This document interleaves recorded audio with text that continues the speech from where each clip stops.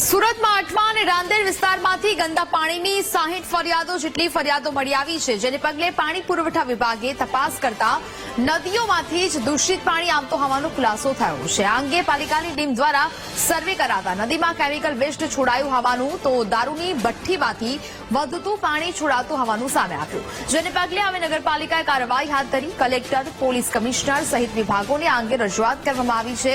જીપીસીબીને પણ સમગ્ર મુદ્દે જાણ કરાઈ છે।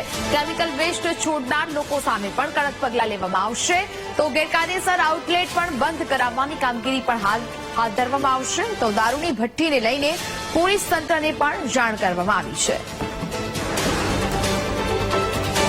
નદીમાં સર્વે કરવા ગયા તો માલુમ પડ્યું કે કેટલીક જગ્યાએ ગંદા પાણીના આઉટલેટ છે, એક જગ્યાએ દારૂની ભઠ્ઠી પણ છે અને કેટલીક જગ્યાએ તબેલાઓનું જે ગોબર હોય છે એ લોકો ડાયરેક્ટ નદીમાં છોડતા હોય છે, જેના કારણે આ પાણી દૂષિત થતું હોય છે। અને માછીમારો સાથે ચર્ચા કરતા માલુમ પડ્યું છે કે આ જે દારૂની ભઠ્ઠીવાળા હોય છે એ વધેલું જે પ્રવાહી હોય છે તે પણ નદીમાં છોડતા હોય છે, જેના કારણે પણ તાપી નદી દૂષિત થાય છે।